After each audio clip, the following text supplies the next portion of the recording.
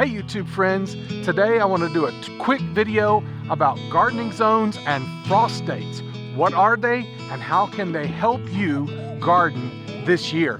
So I want to talk about that because it is getting towards the end of March and it's still cold and we still could have a frost come up, but I went ahead and it was time to plant my potatoes, and so I filled all of these buckets up with potatoes. Normally I buy my seed potatoes online, but this year I couldn't find any. Everything that I wanted to get was sold out. And so I had to use what I had. And what did I have? Actual potatoes I harvested last year, and we'd not eaten them, and they went ahead and sprouted. And you can see how long are those sprouts? They're over 24 inches long. So I don't know if this is going to work or not. What do you think? Leave me a comment. Is it going to work or not? I planted them in these buckets. We'll see if they come up. I hope that they do. But right now in this video, I want to talk with you about gardening zones and frost dates. So let's dig in.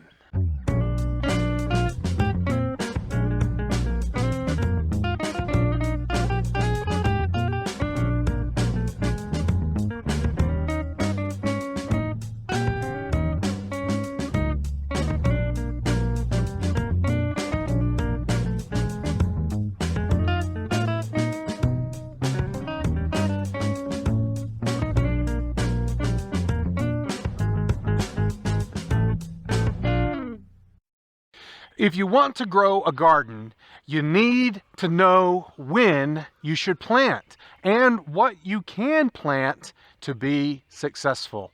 And that's where gardening zones and frost dates come in. Do you know the frost dates for your area, and do you know what zone you are in your area?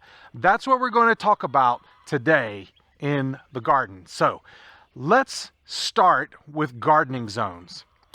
In the United States Department of Agriculture, the USDA, created a map using historical data to show different temperature zones across the United States. Gardening zones help people to decide which perennial plants can grow in their area.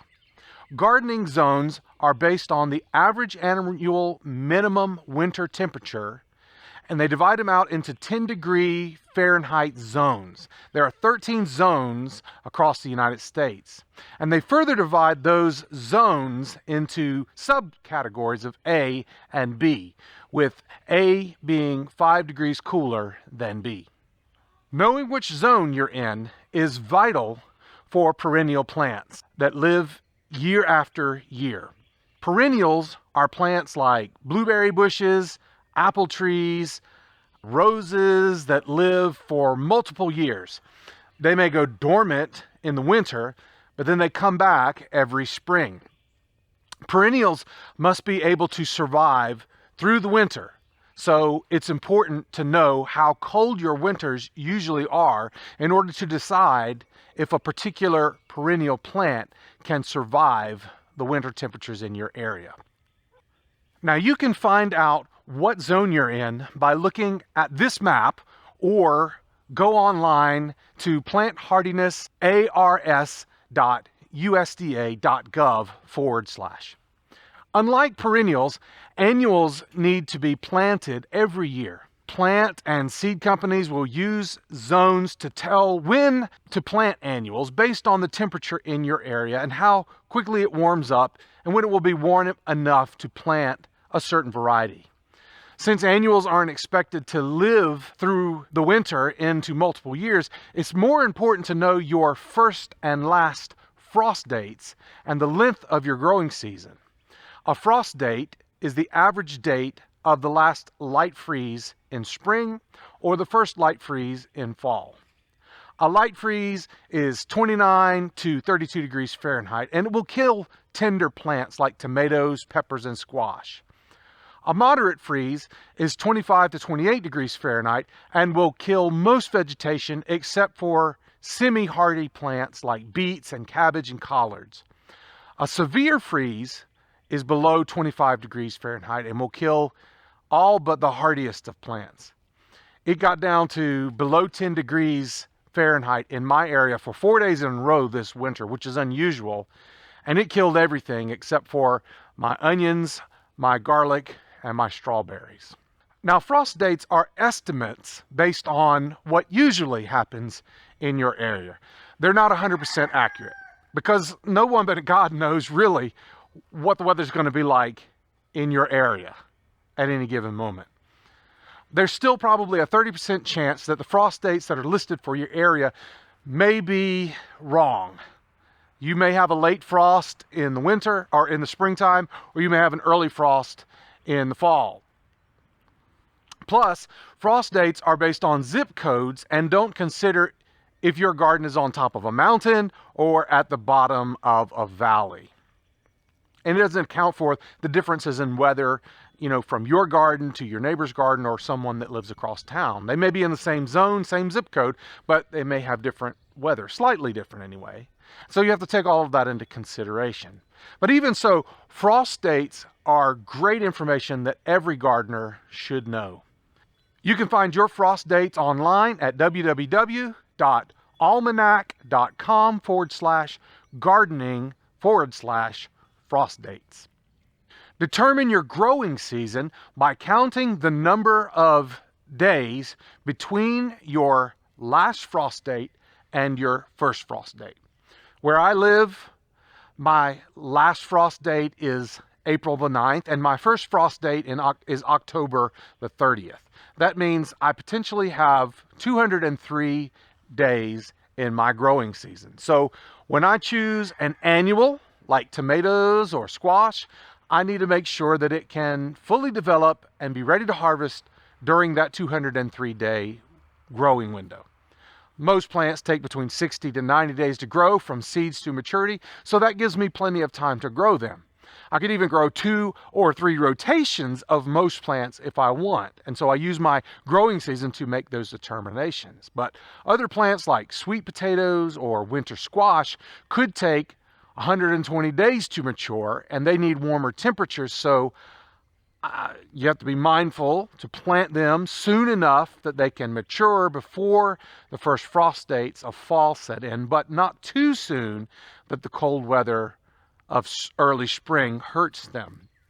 Other plants like the potatoes that I just planted this weekend, they can handle a little bit of frost, and even if an early frost comes and kills them, the roots in the ground usually will cause the potatoes to re-sprout. So you can go ahead and get started with them, planting them early. And I'm planting them before my frost date, which is April the 9th. But it's going to take a couple of weeks for them to sprout above the surface of the soil, so they'll have that protection. And also, I want to make sure that I have them fully developed before the weather really gets hot, because potatoes don't like really hot weather. They'll die and they won't make it. So you have to plant them early and harvest them early, which is good though, because that leaves room that I can replant something else in these buckets. Probably this year I will replant these buckets with either beans or with sweet potatoes. But I wanted to go ahead and get them in the ground early. And so that's another factor that you have to consider. How hot does it get in your area? It's not just how cold it gets, but how hot does it get? Some plants cannot stand extreme heat in the middle of summer. Too much heat can make plants like lettuce, carrots, and collards bitter in the summer, even if they survive. Other plants like tomatoes may wither if the temperatures get too hot. So you also have to consider this for your garden if you live in a zone that gets really hot in the summer. Unfortunately, hardiness zones and first or last frost dates don't specify this. It gives you an idea, because if you live in the deep south in zone 8, 9, 10, then yeah, it could get pretty hot down there in the middle of summer. Where I live in zone 7B, yeah, it can get hot in the summer too, but not as hot as further south. But if you live up in the northern zones, then it probably doesn't get boiling hot in the summer. You'll have to figure out in your own area what the temperatures do during the summer and how that will affect specific plants. So it's always good to do some research about your plants and maybe even talk to some experienced gardeners in your area about what the weather does and how it affects different kinds of plants. If you know you're planting tomatoes or some other plant, ask them about that specifically and see, what is that going to do? What do you expect your plants to do during the summertime? Another thing you can consider is using different kinds of techniques to compensate for when it gets really hot or really cold, like using shading to protect plants if it gets really hot. Over here in my garden, I have this arch trellis, and this can actually provide shade once the beans, like vining beans, grow up over the arch. Whatever's on the inside will get a lot of shade. So I could grow beans on the outside and maybe grow something like lettuce or carrots on the inside, and it would shade them a little bit and protect them. In the wintertime or in the springtime or in the early fall, if you want to extend your season out a little bit, maybe get started early or continue going into the colder months, you could consider using a greenhouse or a hot or cold frame. And there's lots of information online about how you can build your own. I've never done that myself, but I have considered it. As a matter of fact, this arch trellis could be turned into a greenhouse by putting greenhouse plastic over it. And then that might create a space inside that would remain warmer than the outside temperature and would allow me to grow into those months in the fall when the weather is getting colder. But I haven't done that yet. Maybe it's something that I'll consider doing.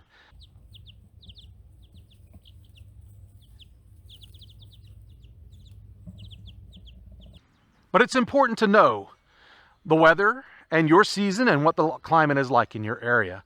And it's also important to keep track of the weather throughout the week.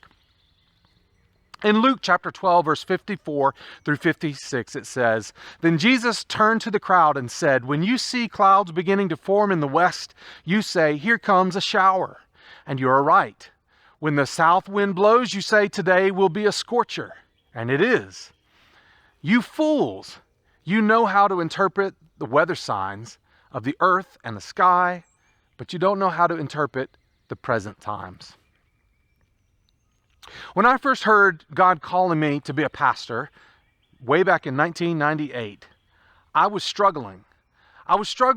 Being a pastor wasn't part of my plan, and yet somehow I sensed that God wanted me to change my plans. And I started praying that God would speak to me, that God would give me a sign, God would show me what He wanted me to do. If He would just tell me what He wanted me to do, I would certainly do it. But one day when I was praying about this, it was almost like God spoke to me, and He said, it wasn't an audible voice, but I felt it in my heart. He said, "You don't need a sign. You already know what I want you to do. I want you to be a pastor. You don't need a sign. You don't need me to speak to you. You just want a sign so that you can show it to everyone else to convince them that you're not crazy. But you already know that I'm calling you. So trust me and step out in faith." And that's what I did.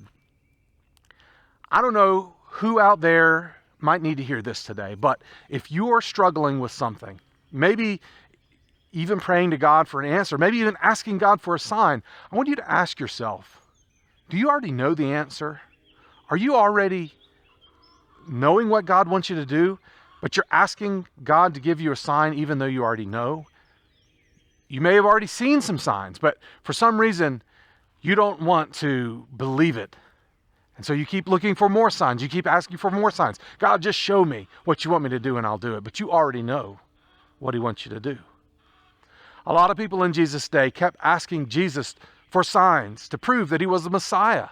This despite the fact that He was doing signs every day. He was healing the sick. He was bringing sight to the blind. He was helping the deaf to be able to hear again. The fact was, there were plenty of signs, but there were a lot of people that just didn't want to believe Jesus. No sign was going to prove anything to them, even if Jesus died and rose from the grave. Don't be like the skeptics who scoffed and wouldn't believe in Jesus. And there are skeptics today who still scoff and won't believe in Jesus no matter what He does. If you already know what God is saying to you, then listen. Don't keep asking for a sign. Don't keep asking God what you're supposed to do. You know. So listen and trust God and step out in faith and get out there and do it. That's what we need to do, friends. So let's try and let's get out there and let's grow and be fruitful.